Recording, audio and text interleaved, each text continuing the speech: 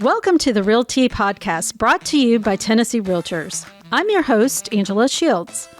This podcast is created for Tennessee Realtors to get the tea on all things real estate in Tennessee. We'll bring you engaging conversations with esteemed guests in the real estate industry and cover a wide array of topics, including current events, governmental affairs, education, and legal updates. Our Tennessee Real Estate Commission, or TREC Panel, is always one of our best attended sessions at our events. That's why we wanted to capture this segment so the valuable information could be extended beyond the four walls of our TNsights event. I had the pleasure of sitting down with the Executive Director for TREC, Denise Baker, and Associate General Counsel and Advisory Coordinator for the Tennessee Department of Commerce and Insurance, Anna Matlock. We talked about errors in admissions insurance, legislative changes, and the ARELLO Job Task Analysis Survey. In addition, they shared some of the most recent topics of the complaints they've been receiving. So let's get into it. All right. Well, welcome to both of you. We're so excited to have you both join us. And of course, having you is always very informative and very exciting. I know you're going to get a lot of questions, but we have a couple of topics that we are going to cover before we open those questions up. I know there's somebody that was here yesterday that you would like to acknowledge, so I'll let you do that first. Good morning. Good morning, everyone. How are you all doing today? First, I want to acknowledge Commissioner Tucker, Kathy Tucker. Unfortunately, she's not here today, but she is one of the 9 commissioners at TREC or for TREC. She works really, really hard to make the best decisions for respondents. I know Chris mentioned respondents earlier. So we want to thank her for her hard work on the commission. She was just reappointed recently, and so we are very, very thankful for Commissioner Tucker. So please tell her that we send our well wishes from Nashville. Green. She's green. All right. Give John just a minute. There we go. Great. Okay, so let's jump in. The timing of having you two here is phenomenal because there has been some changes. There are some important updates. And we are going to start by talking about one of the important things that all brokers in the room, all agents in the room should be very aware of. And that would be E&O insurance. So let's talk about that for just a minute. Why is it so important that brokers verify that all of their affiliate licensees maintain and keep active E&O coverage? Okay, that is a great question. How many of you all have E&O insurance? Every hand should go up in this That room. was a trick question, guys. Okay, I think I saw everyone raise their hand, which is a very, very good thing. We are in the midst of E&O insurance. We have changed our cycle. So now our cycle is every 2 years, beginning July 1st, 2026. So every 2 years, you all, if you have the Rice policy, need to renew your E&O insurance. Yesterday, I sent a letter to 3,497 people who did not have E&O insurance as of July 1st, 2026. I know, right? It's crazy. So as brokers, are the majority of you all brokers? So it's really, really important that you trust and verify. So yes, they signed up on Rice, but make sure they're sending you the deck page so you are verifying that they indeed do have E&O insurance. If not, in about 45 more days, we will not only send your licensee a letter saying that they owe a fee for not having E&O insurance, but we will also send the principal broker a letter saying you all owe a fee as well because you did not verify that they had E&O insurance. So it's really, really important that everyone has E&O insurance. TREC's mission. I was just going to say, you forgot the consent order that comes with the civil penalty. Yes. So there is a civil penalty involved. TREC's mission is to protect Tennesseans and empower professionals. And so we protect Tennesseans by licensees having E&O insurance if something were to happen in a transaction. And we're empowering you all by giving you all a license. So it's really, really, really important that you trust but verify that they have E&O insurance. If not, Anna and our disciplinary counsel will send you all a lovely letter asking for, it's either $200 or $400, depending on how long they have been without E&O insurance, and it goes up to $1,000. So please be mindful. Now, for you brokers, your licensee did not give you the information that you needed to verify that they had E&O. Now is the time to broker release that person. Like, actually yesterday. Broker released them yesterday. Yes. Broker release them as soon as possible. If not, you will receive letters from us requesting a fee be paid because they did not have E&O insurance. And interestingly, we were walking in from having a little chat out in the hall, and you said, how much is E&O insurance? E&O insurance is $9 a month. Now, you have to pay it in full up front, so it's about $220, but it's basically $9 a month to protect your business. I think that is very economical personally. Especially compared to the fee. Correct. The fee, yes. Compared to the fee, yes. Pay the $220, get your E&O insurance, and then you won't hear from us until it's time to renew your license. Okay, so legislative changes you mentioned. So July 1, were there some other changes that took effect on that date? Yes. Good morning, everyone. So we had some legislative changes that occurred this year, and we were talking about it. I was like, they're coming up, and they're like, no, it's already July 15th. So they are in place, but we have accompanying rules that will be coming forward to companies. So the first change came from this association related to vacation lodging services. So if you are an agent, an affiliate broker, you're no longer required to hold that designated agent license as well and the accompanying 8 hours of continuing education, but the broker for that individual still remains responsible for supervising that person. So supervision is still attached to it. It's just no longer those 8 hours of continuing education. Another major, well, not major, but there are a lot of little changes, came from a bill that impacted a lot of the Department of Commerce and Insurance, but also impacted the real estate agents. So there's a couple of different areas that changed. First is going to be, and I like to say this when I come here, that I report the news, I don't make the news. So it's related to zoning. So when you apply for a firm license, you're required to send us a zoning letter. Well, you were required to send us a zoning letter. That is no longer required. That doesn't mean you can just set up a firm wherever you want. That just means your zoning issues are no longer mine.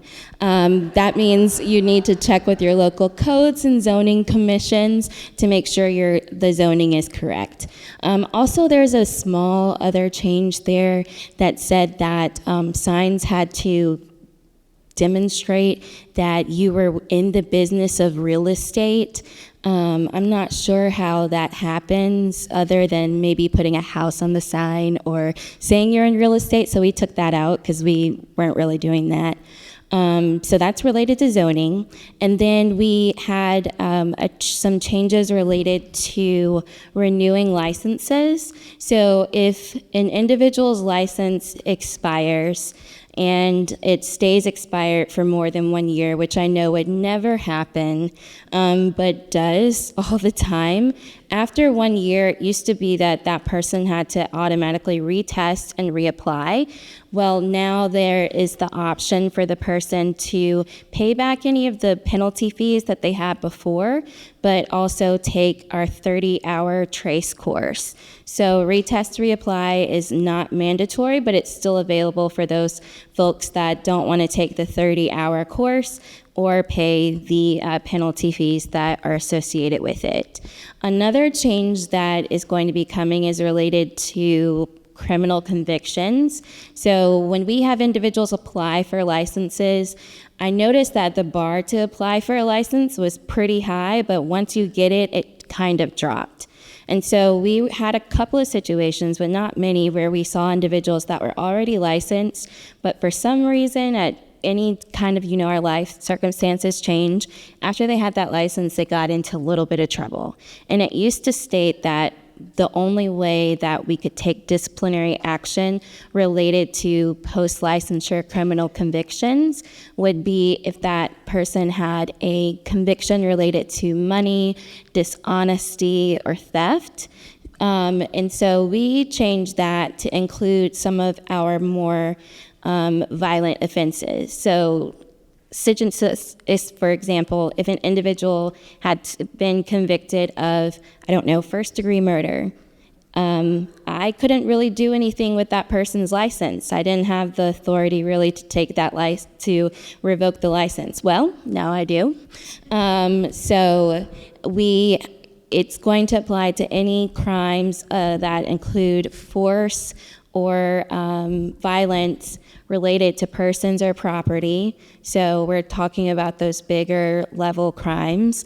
Also, anyone that has been convicted of a crime that requires them to register on the sex offender registry, and those types of bigger issues. So that's for post-licensure. After you've been licensed, those are going to change. And then we had some changes related to mailing. We are moving as a department to less physical mail. So, for example, this E&O cycle, everyone will be getting physical letters, but moving forward, those letters will be sent electronically to individuals. So those are the big legislative changes, I think, that are related to this board or commission. I do want to mention one more, and this is for new brokers. Do we have any brand new brokers and you took your broker exam within the first 3 years? Oh, I'm glad you're telling them this. Yes.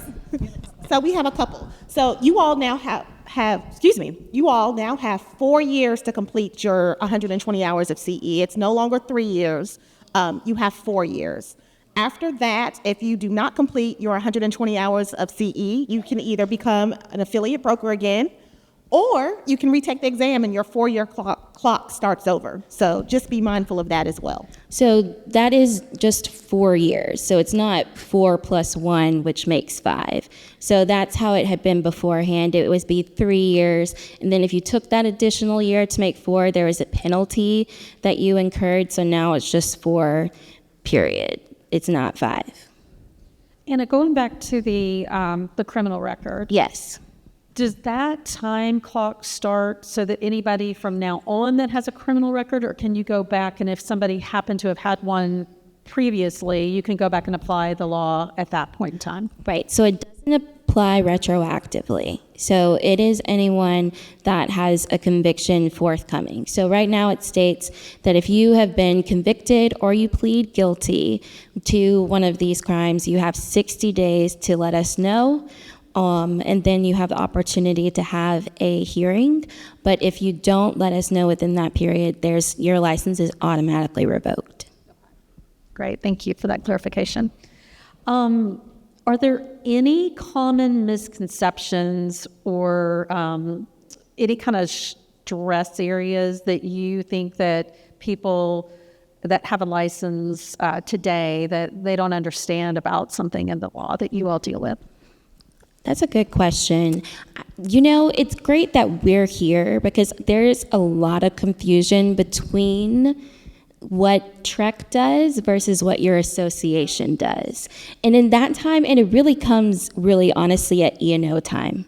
So I'll get someone to tell me, well, they don't have access to the MLS. And, I dropped them from association dues. I was like, that is great. I'm very happy for you. However, that really has nothing to do with me at the Real Estate Commission. So that's why we say broker release, broker release. Denise says trust, but verify. I'm heavy on the verify. Don't trust it. Just go ahead and let them go. And if it's a misconception, you can re-add them, kind of like a friend on social media. So That's how I feel. Like there's a lot of distinction of what TREC does versus what your association does. And my team members wanted me to mention this. TREC cannot give you all legal advice. We can tell you what the statute is. We can tell you what the law is. We cannot tell you how to interpret that information. So please be mindful that we can tell you the statute. We can tell you the rule. We cannot tell you if your advertising would be subject to a civil penalty if you forget your broker phone number. We're not the clearinghouse for advertising. So please be mindful of that. And I know this is being recorded for the podcast, so I want my team members to know that I did mention it. Because we're there.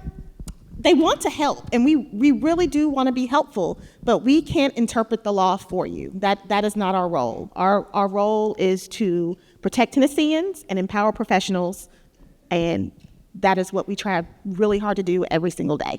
Yes, I serve as counsel for the commission. So I work for those 9 lovely people. I give them advice. So if you send me an email asking for legal advice, I will reply. What is in the reply is probably not an answer to your legal question, but I will point you in the right way if I have the rules and statutes. So we can't give legal advice. That would be something I always tell agents, if they're an affiliate, talk to your broker first, ask them, and then if not, consult with maybe your local association, or if you have counsel, ask them those questions, because I cannot answer them. Yeah, I think so often they do intertwine the two entities, because we get a lot of questions about licensing, which we refer to you, and on our side, they do have a legal hotline, so that's probably where the confusion comes in. Right, and I try not to inundate the legal hotline. I really don't. I don't want, so I'll just tell them to consult with someone else. But usually I can say, hey, hello, here are the rules and laws. Maybe take a look-see at these. And to combat that issue moving forward about licensees getting confused about an association that they may be a member of and the licensing authority, which is TREC, we are adding components to the 27-28 core course that hopefully will drill down the differences between an association, a club membership, what have you, and what TREC does, what our role is. And so hopefully in 27-28, people will begin to understand the differences between the two organizations. It's cross. So one of the things that we also were talking about in the hall was complaints, and you're seeing a higher level of complaints on your end. I said we are as well on the ethics complaints, but I'd love to hear the complaints that TREC is hearing, what the types of complaints are, and let everybody kind of talk to hear about what topics you're hearing about. We get a lot. Some of the most. Some of the few that come to mind are advertising. Brokers, really make sure that you're checking your agent's advertising. The one-click rule, please make sure that if they're posting something on social, that it adheres to the one-click rule. In my personal time, if I'm scrolling, I can scroll for 30 minutes and see 4 violations. I don't even know why I'm targeted. I'm not in the market for a home. So, but your HIP sites, make sure that they're adhering to the one-click rule, that they're putting that they are licensed, that they're a broker, and the firm phone number. It's really, really, really important. What other complaints do we have? Misdealing. Disclose that you're an agent. It's really, really important that if you're selling property, disclose. It's super important. We have so many complaints about people not disclosing that they're a licensed agent. And then I think I try to say this every time they give me a microphone in front of people. If you do get a complaint, respond to the complaint. That is the easiest way for you to, if you don't respond, to end up with the civil penalty. I've got phone calls tomorrow talking to people about complaints that they didn't respond to.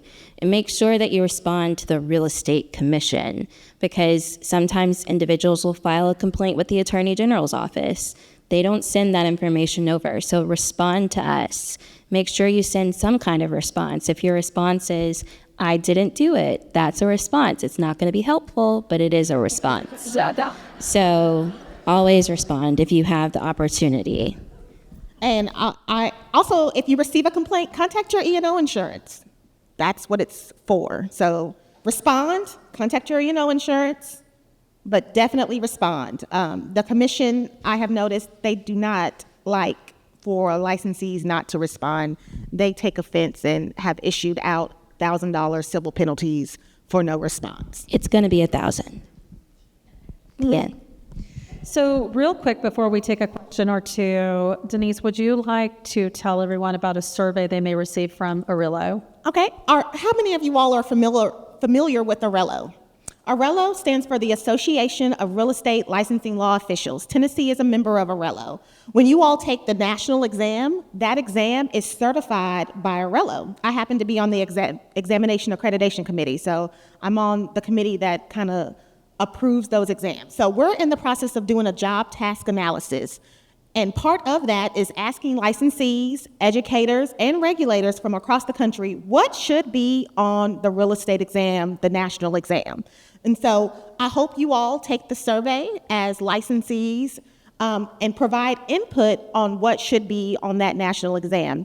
In addition to that survey, we are also going to be having focus groups where we're going to get down to the nitty-gritty with licensees from across the country and ask deeper questions about what you feel should be on the exam.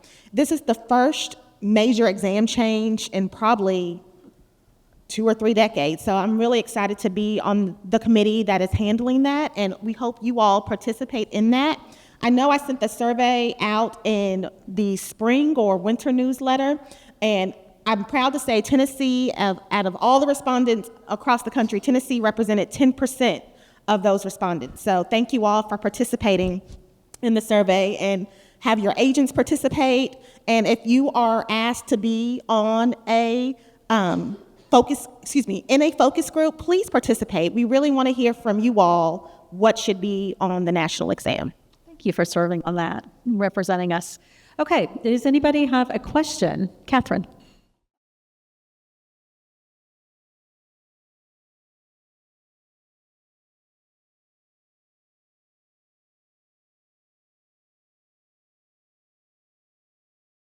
Okay, hello. Okay, sorry. So I wanted to ask about the E&O notice that you sent out. My company does not use Rice. We have a different company, and so my company handles all of the agents' E&O insurance. One of my agents did receive that notice, but they just transferred to my company last fall, and so I assumed it was an error. But is it possible that she just needs to send a new copy of the policy that she already sent, so she'll be safe with the form? She needs to send us the deck page at the email address that's in the notice. Unfortunately, I don't remember it off the top of my head. Yeah. Even if she sends it to trec.info@tn.gov, we'll get it, we'll process it, but it's really important that she submits that as soon as possible. The policy should also have her name on it as well. Randy, I think I saw you raise your hand. Good morning. So I feel like you're going to tell me this is an interpretation question, but I'll be remiss if I don't ask. Regarding BLS, if we have an agent in our office currently who does have their BLS already, but they also own an LLC, a business of some sort where they are conducting this business, am I, as their broker, still responsible for their actions? That's a good question. And I will get back to you on that. Let's circle back on that. Thank you so much. Okay, I've got time for one more question. That can be. We can have a group circle in the back. Was that your question? I should be that. Okay, one more back there, and this is going to have to be our last one. the fact that you're not going to be sending mail, like things, will the broker also get an email? Yes. Oh, perfect last question. Thank you all so much for having us. We appreciate both of you taking the time and being here and always being willing to give us your time. So thank you both so much. Thank you for having us. Thank you all for having us.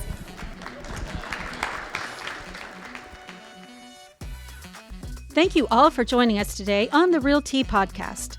If you enjoyed this episode, please share it with your friends and colleagues. Then visit tnrealtors.com to submit your questions and topics for future episodes of the RealTea podcast. Thanks for listening.